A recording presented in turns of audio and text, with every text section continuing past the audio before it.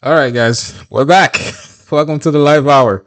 This is obviously not our regular Sunday, but as you guys know, whenever something happens, whenever something breaks, we'll be here. We'll be here. That is the promise we make to you. So what's happened? What's happened? Well, there has been another floor crossing. Breaking news. Breaking news. There has been another floor crossing from the Conservatives to the Liberal Party.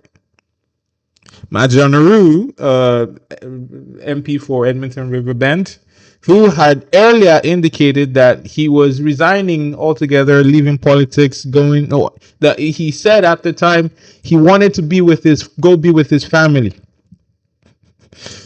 Well, I don't know. Maybe he didn't like family life too much. I'm not going to be the person to predict that there are marriage issues there, but he clearly doesn't want to be home as much as he was implying he would like to be home when he said he was leaving politics. So here we are. I've kind of been. This was one of my predictions, obviously, at the start of the year. I said there will be another floor crossing right after Pierre Poilievre's leadership review. Here we are. Here we are. So this one, I'm gonna be honest with you guys. This one does. I know Pierre Poilievre has been throwing around the world's dirty backroom deals. This one actually does kind of feel like a dirty backroom deal. Let me explain, okay? My liberal friends out there, don't have my head before you hear what I'm saying here. This one does feel like a dirty backroom deal because this was the person that said he was leaving politics. And by the way, I want to say I can't believe that our system allows someone to do this, allows our politicians to effectively resign or say they will resign, not participate in their duties as elected officials, and then come back a few months later, and join a different political party. I cannot believe that our system allows our politicians, our MPs, our elected representatives to do that. But anyways, so obviously, Matt Jeneroux here. I told you guys this one feels like a dirty backroom deal, and I want to explain that. So it's not just like I'm saying stuff. We learned in this particular deal that apparently Matt Jeneroux was offered the role as special advisor on. Let me pull up the name so I make sure I don't give you guys the wrong title there. He was offered the role of special advisor on economic and security partnerships. Sounds like a made up title to me, because I mean, Matt Jeneroux as special advisor on economic and security partnerships. Okay, why? like we've already got a minister in charge of trade. Why do you need a special advisor on? Why do you need this special advisor role? Sounds like a made up title to me. Anyways, hello Abby, welcome to the show. So as you guys come in, say hello to me in the comments. In the comments. Yes, it does leave a bad taste, Abby. It does leave a very bad taste. And to be fair, the Chris D'Entremont one, it was fine. I mean, there were differences of opinion. Chris D'Entremont chose to cross the floor. All good. It all looked like the deal was above table. That's what it looked like. Okay. It was just okay. They didn't like Pierre Poilievre's leadership style or whatever. It happens, right? The Michael Mao one, you could kind of like be like, okay, I understand. It's also based on Pierre Poilievre's leadership style. Also, he said, hey, ladies, welcome to the show. Hi, how you doing? Good evening. And then you come to Matt Jeneroux now. This guy, Matt Jeneroux, said he was leaving politics. He left actually for 2 months or whatever. I don't remember how long it's been since he said he was resigning. He did not participate in the budget votes, which was part of the reason why the Liberals were able to get their budget through. And then he just shows up out of the blue a few months later and says, yeah, I'm going to be a Liberal now. I cannot believe that our system allows these politicians to do that. I cannot believe it. I cannot believe. Yes. And I did say that, to be fair, I couldn't have predicted that Matt Jeneroux would be the one because I thought he was gone. When I said, I did say, funnily enough, regarding the Edmonton Riverbend riding, I had said that possibly with Matt Jeneroux resigning, that because we know Pierre Poilievre is going to be looking for a new riding in the next election, I had predicted that Pierre Poilievre might move to run as the Conservative in that riding. That's what I had thought would happen. Now I don't even know what's going to happen. I can't say I know what's going to happen in that riding. But I genuinely thought that with Pierre Poilievre out of, he's leaving after, obviously he can't go back to Ottawa because he lost his Carleton riding. He is obviously leaving Battle River Crowfoot in the next election cycle, whenever the next federal election is. So he's looking for a riding. So I was like, okay, you know what? There's a free opportunity here in Edmonton Riverbend. Why wouldn't Pierre Poilievre try and take that riding? Well, I don't know now. Libby says, so the system allows one to go AWOL and not work and then come back. It sounds fishy. That's what I'm saying. If among all the different floor crossings that we've had in this particular iteration of parliaments, this one with Matt Jeneroux does 100% feels like a dirty backroom deal. That, and when they were talking about dirty backroom deals, when the Conservatives were talking about dirty backroom deals, this one feels like a dirty backroom deal. I mean, it has all the elements. They offered him what is effectively a bribe of a position, because I don't know what the special advisor on economic and security partnerships would do. I don't know why you need to bring a person out of the winter cold to come back and take that position. I don't know what qualifies Matt Jeneroux to take that position. Okay, so this one feels like a dirty backroom deal. I'll be honest with you. Abby says, are you perchance a political analyst for a media house like the CBC or for a political party? Your calls are super accurate these days. Well, see, I make these calls based on, obviously I observe what goes on, and I'm pretty good at reading things. Obviously, shouldn't blow my own horn and say obviously. I'm pretty good at reading things. I like to think I'm pretty good at reading things, and so far it's worked out. A lot of my predictions quite often are pretty spot on. But in terms of working for the CBC, I don't know. I'm not the most establishment type of person in the way I like to express myself. And I will not toe a line. So I don't know if the CBC is the right format for who I am. Maybe it will be at some point. Maybe we can have these conversations when the time comes. But no, I haven't done any analysis for CBC or any of the political parties. I try and, as a matter of fact, stay away from political parties. Anyways, Abby says it looks like Matt Jeneroux was bought. Yeah, no, this one, as I said, does smell like a dirty backroom deal. It does. But what does this all mean? What does all this mean? Well, here is this leaves, with Matt Jeneroux crossing the floor, this leaves the Liberals on the brink of a majority. But there is one thing that I think people are not considering. There is one way that Canadians can stop the Liberals from moving from getting that majority, if indeed the people do not want the Liberals to get a majority. There is one thing. There is one thing that the people will or might. There is one thing people might do in the next few months to stop Mark Carney from getting this majority. I'll tell you in a little bit. But here's what the math looks like. With Chrystia Freeland Abby_9 says they are really predictable to you. You've mastered the act of reading and predicting Canadian politics. I don't know about mastered, but I do kind of read the flow of conversations that we see on. I watch a lot of stuff in the media, and I try and put my own interpretation to it. And sometimes I kind of just think to myself, what would I do? And so far it's worked. maybe it's all luck. We'll see. Anyways, thank you for the compliment, though, Abby. So what I was saying here, Christian Freeland obviously has resigned. We know Bill Blair is also leaving to take on a diplomatic role abroad.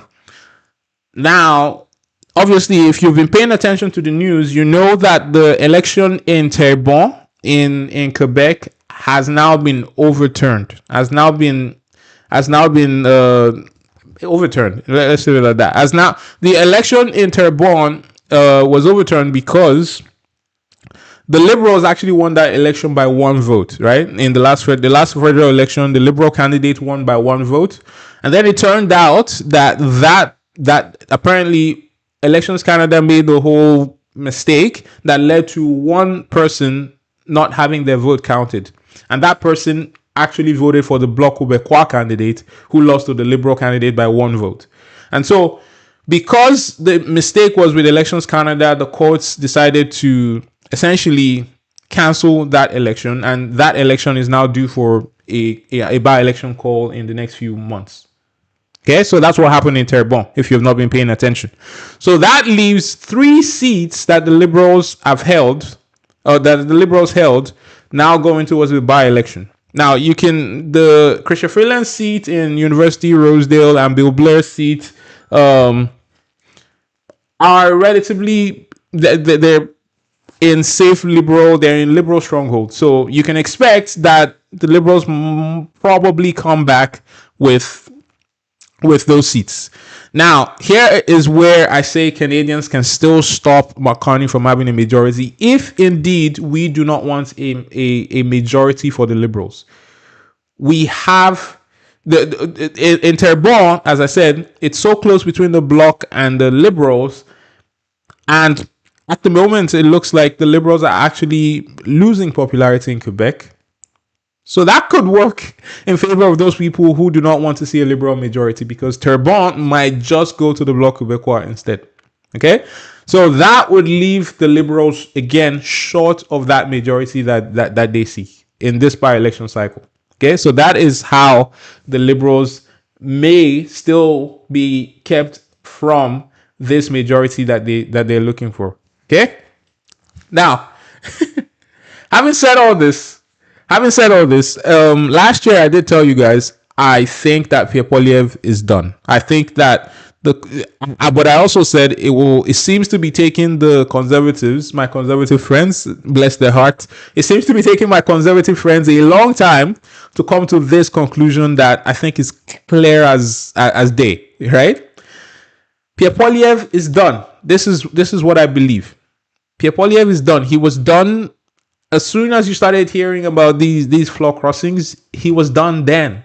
And I said at the time, if you get after Chris D'Entremont crossed the floor, after Michael Marr crossed the floor, I said if one more MP crosses the floor, that is just too many at that point. You cannot keep saying, the first MP was just a bad person who's when Chris D'Entremont crossed the floor, it was like, oh, he's a person who has betrayed their constituents, or who is not a decent person, who left because they wanted the speakership role and the party wouldn't let them pursue their ambitions. Okay, that's one excuse. When Michael Marr did it was like, oh, he was a questionable person who took a bribe of sorts. He crossed the floor. Okay, now Matt Jeneroux has done that, albeit via kind of circuitous kind of route. He first resigned and then decided to join the Liberals. Okay, but one is like, okay, it's chance, right? 2 is starting to look like a trend. At 3. Yeah, there's something going on with the Conservative Party. There is something going on with the leader. And so I have said on several occasions, I think that Pierre Poilievre is done. I think that, but obviously, this is his ambition. This is his goal. I don't expect him to step down, but the Conservatives need to do themselves a favor and start the transition process away from Pierre Poilievre. That is my belief here. I think so far his to be fair to Pierre Poilievre, he has kind of tried to pivot in recent weeks. He has been trying to mention a little bit about Trump a little bit in some of his speeches. He has been trying to make himself a little bit less of an attack person. It's hard for him, obviously.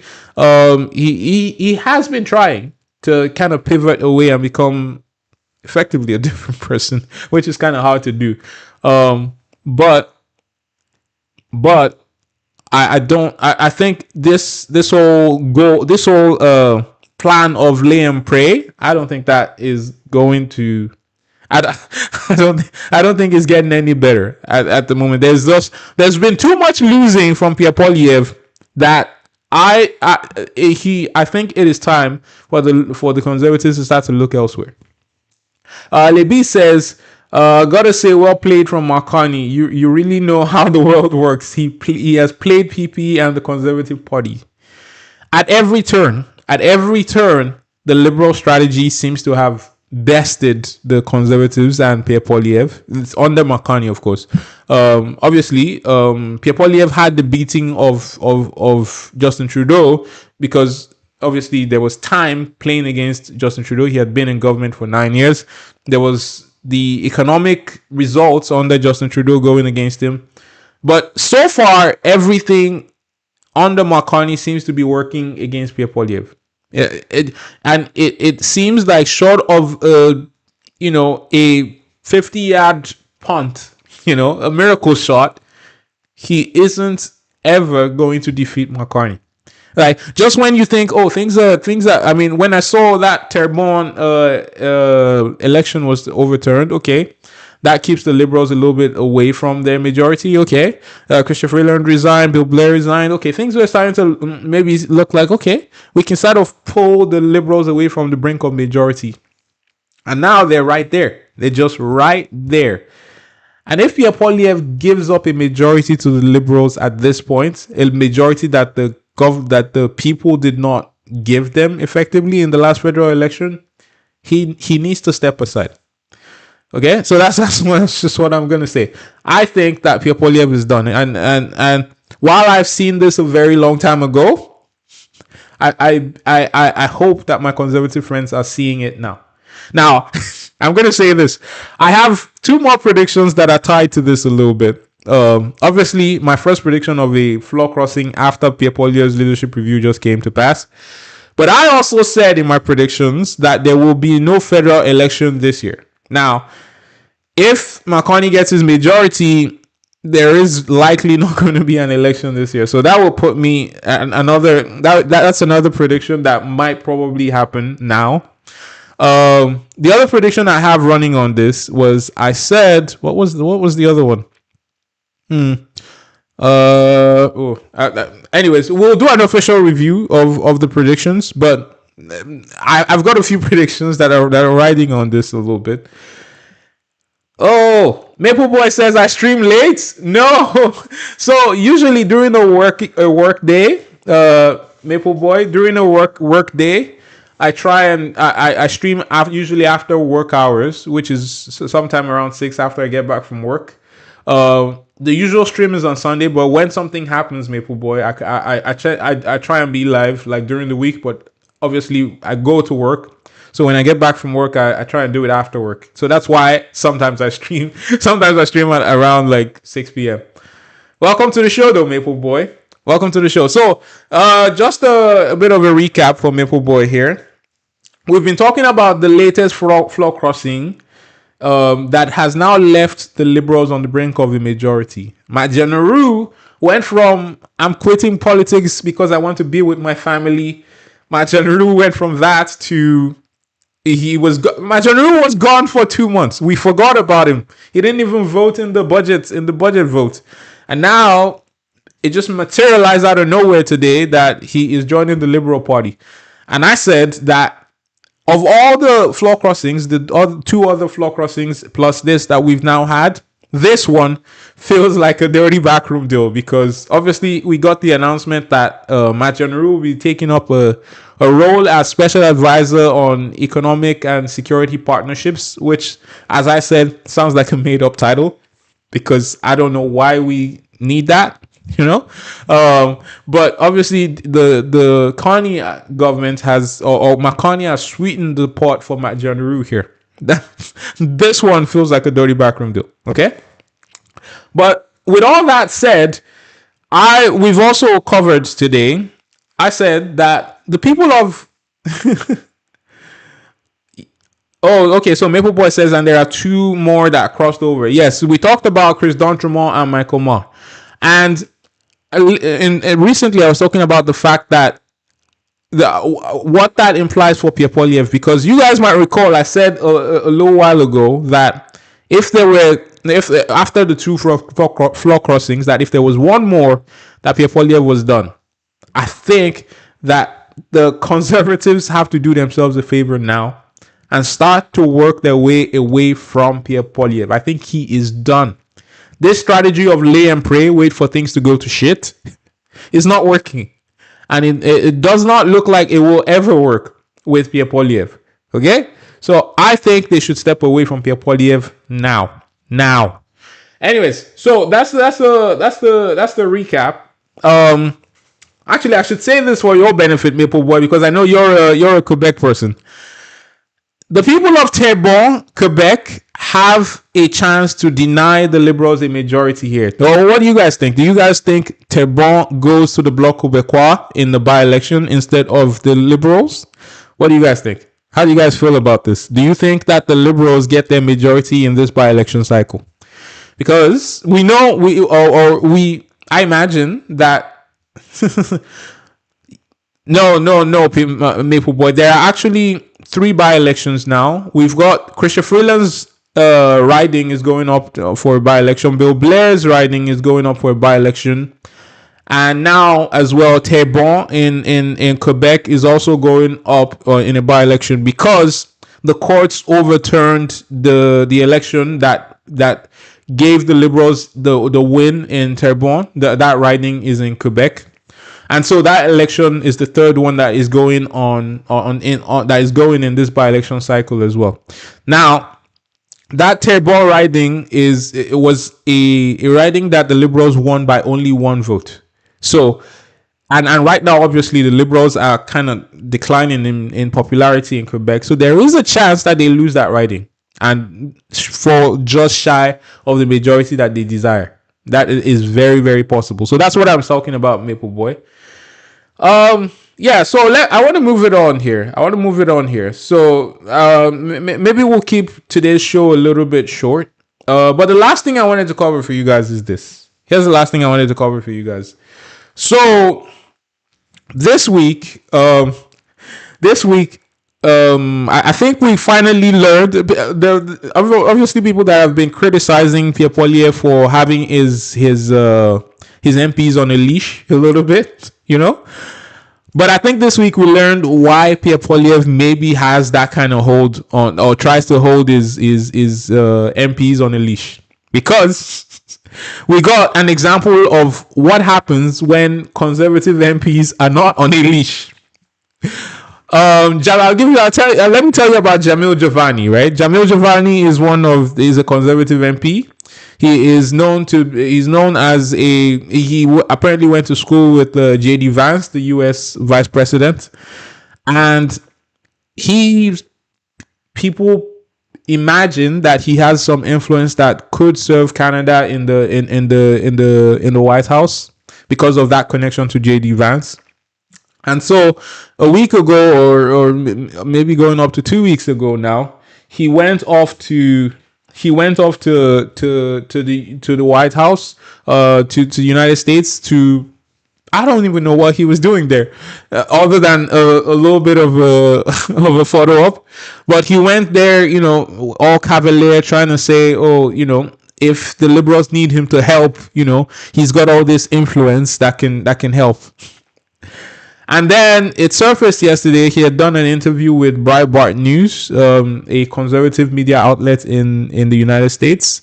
and basically said Canadians were throwing a hissy fit, we're basically throwing a temper tantrum because he basically called the resistance of Canadians to the United States, us choosing to boycott, the United States products, boycott travel to the United States, or the government's refusal to sign just any old deal with the United States. He called our actions as Canadians a hissy fit, a temper tantrum.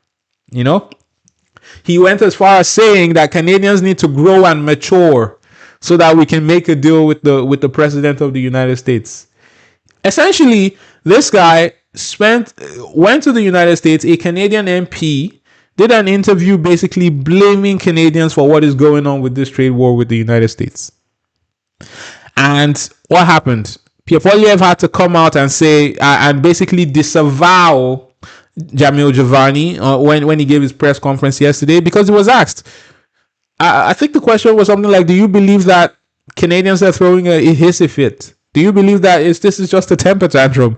And Pierre Poilievre had to basically disavow that and say, well, Jamil Giovanni speaks for himself. He does not speak for the Conservative Party.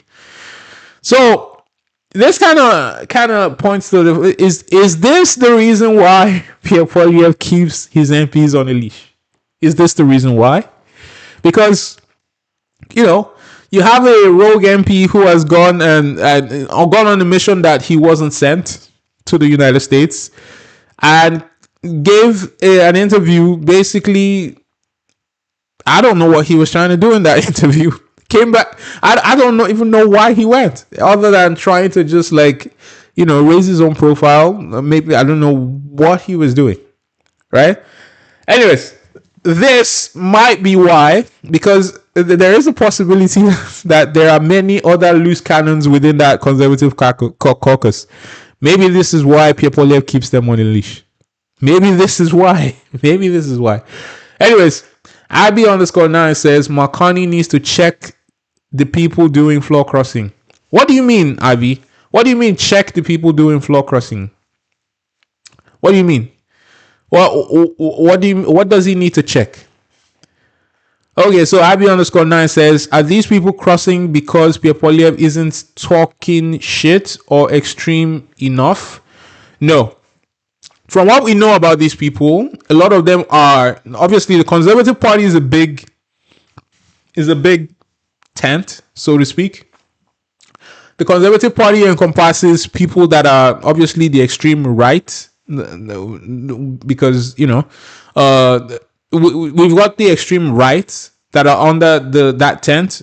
I don't think Pierre Poilievre falls under the extreme right. The extreme right, if you're looking for what extreme right might look like, well, maybe I don't even know if I would call the United. I don't know, to be honest. I probably don't think that Donald Trump qualifies as the extreme right. He's far right, but he's not as right can be, though. So I mean, the extreme right falls under the conservatives. You also got progressive conservatives who are more moderate.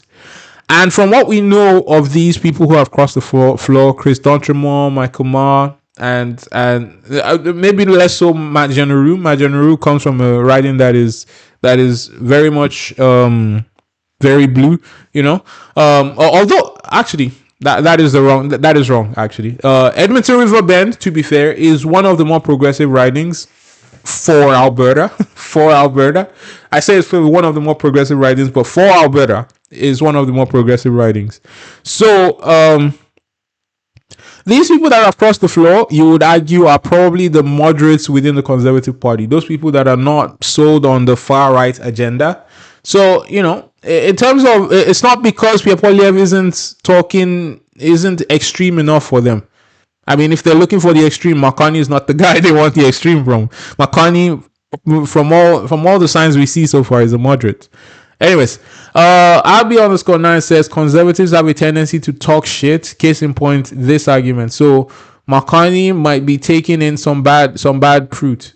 To be honest, I think the opposite. I think these people that we're seeing, part of the reason why they're leaving is because at least so part of what they've said is that there's a lot of games being played in the Conservative Party under Pierre Poilievre that doesn't quite agree with them.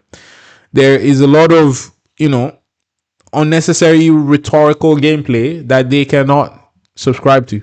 That's what they say is going on. Anyways, as I said, I wanted to keep the show short today. Just a quick kind of reaction with you guys.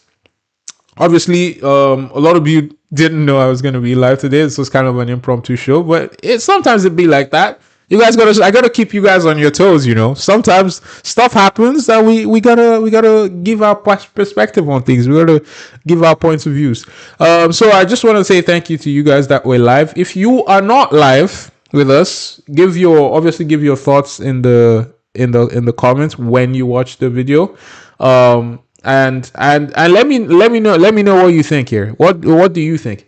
Do you think the Conservatives finally admit that Pierre Poilievre is done? It has been obvious it has been obvious forever that he was done. But do you think this is the moment where the Conservatives finally admit that Pierre Poilievre is done? Anyways, if you're new around here, don't forget to subscribe. I want to roll the credits and get out of here. Thank you, Abby_9 for joining the live hour today. Libis, thank you for joining. And Maple Boy, thank you for joining. So a really short roll call today. So thank you, everybody. I'll see you guys on Sunday. Sunday is our usual. We go back to our usual live stream schedule. Obviously, if something happens earlier than that, I'll come live with you. Okay, so JR YouTube 9 says when Poilievre becomes oh my god. JR YouTube, I gotta give you comment of the night. JR YouTube 9 says when Poilievre becomes PM, I want you to cancel your channel. Look, if I turn out to be wrong about Pierre Poilievre being done, and if so far every single thing I've predicted about Pierre Poilievre has turned out to be true, But if I turn out to be wrong about Pierre Poilievre and he becomes prime minister and he beats Marconi to become prime minister, I'm not gonna cancel my channel, dude. I'm not gonna cancel my channel, dude. Because what are you putting on the table? What are you putting on the table, JR YouTube? What are you putting on the table? What are you putting on the table here? And JR YouTube, you gotta make me a dirty backroom deal. You gotta tell me what you are willing to sacrifice if I am right about Pierre Poilievre, which I'm pretty sure I am. What are you willing to put on the table? We can't do all these one-sided deals, man. That's not the Conservative way, my guy. Anyways. Maple Boy says, I think Pierre will change seats. Well, it would be hilarious if Pierre Poilievre loses his seat again. Well, that would be funny. But Pierre Poilievre, you're right, Pierre Poilievre. Sorry, you're right, Maple Boy. Pierre Poilievre already actually indicated that he will change seats because the MP that left his seat for Pierre Poilievre to run in Battle River Crowfoot is actually going to return in the next election, whenever that is. So actually, Pierre Poilievre is going to be looking for a new riding. And that's why, as I said this earlier in the show, I had expected that Pierre Poilievre would actually run in Edmonton Riverbend. That's what I expected would happen. So now the things are all up in the air. Albi_9 says, please don't cancel the channel. It is a balanced perspective. I don't. No, don't worry. I obviously I give JR YouTube 9. I'm waiting for you to tell me what you're willing to put on the table. If I'm canceling my channel, I want to know what you're betting on here, because Anyways, here's what this is obviously just my opinion. You can choose to make of that what you will. But as I said, just be aware that I've not been wrong about Pierre Poilievre so far. Before the election, I warned that Marconi might change things for Pierre Poilievre because he was too focused on fighting a certain battle. I said that before the election. When the election came, Despite people telling me I was crazy, I said very early that Pierre Poilievre was losing the narrative. I said when it came to election time, I said the election he was going to lose a minority. I said it was going to be a minority, and I was right about that too. Okay, I said in the beginning of this year, in January, I told you guys there would be another floor crossing, and I said specifically after Pierre Poilievre's leadership review. I have not been wrong about that. So that is not this. I'm not some sort of oracle. I predict based on what I see. Well, I predict based on how I understand things. And you know, maybe I'll turn out to be wrong about this. JR YouTube 9 says, if liberals continue to win, I'll leave Canada. No other choice. Can't afford anything anymore in this country. Yes. You know what? We can have that discussion. We can have that discussion about affordability. Not all this conservative liberal bullshit. You're telling me here that okay. Maple Boy says no chance Pierre's gonna win and become PM if he doesn't change his message. Anyways, I wanna just respond to you, JR YouTube 9. Yes, I don't disagree with you on the fact that affordability is a problem in this country. I don't disagree with you that the government we need to grow this economy and become, and just, you know, finally give Canadians what Canadians deserve.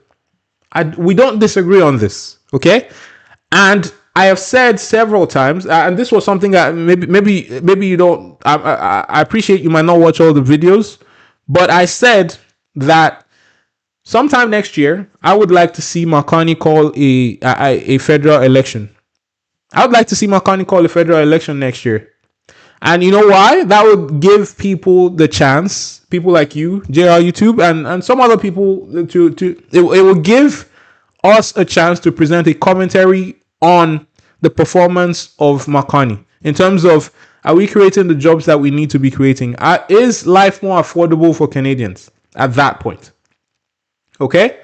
Is life more affordable for Canadians at that point? Right? But here's what I like to tell people is this. Do not discount the government just because you're so sold on one party.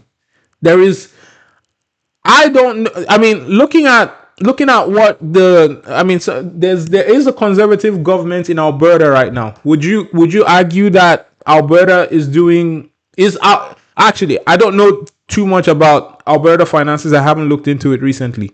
But I know they also have a deficit, probably not as bad as my province, which is another thing I got to talk to you guys about. Not tonight, though.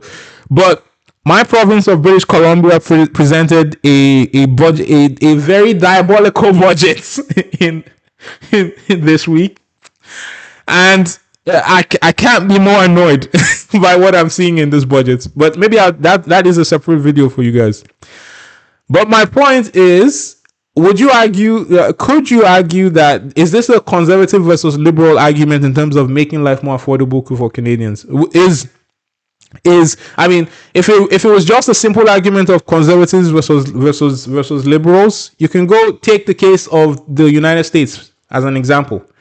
Things are not affordable for people in the United States right now, despite the strategy being adopted by decidedly a conservative administration in the United States. They've decided on things that are on. They've decided on a course of action that is inflationary. Okay, now that is not Canada, but you keep saying, JR YouTube 9, you're saying that, if the Liberals continue to win. I don't focus on the Liberals continuing to win. I focus on these politicians delivering for Canadians, delivering for me. So that when we go looking for jobs, I want there to be jobs. When we pay our taxes and we should be able to get services that are commensurate with the taxes that we're paying. That is what I care about. Not outside an election cycle, I do not care about these parties. Okay? Anyways, that was a long-winded response to our YouTube 9. But if you choose to leave Canada, my friend, I mean, Godspeed. Where would you go actually, JR YouTube 9? If you could let us know where you would go real quick. We're actually about to leave. I was about to get out of here, and then you dropped a bomb on me. But you're right. I mean, affordability is a travesty in this country at the moment, and I hope it gets better. You're right. Okay, you're right.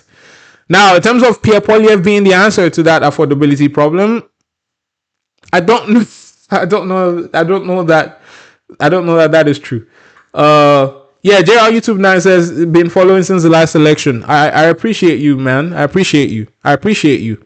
Look, we don't necessarily have to agree on everything, and that is, as I said, the beauty of the community that we're trying to build here.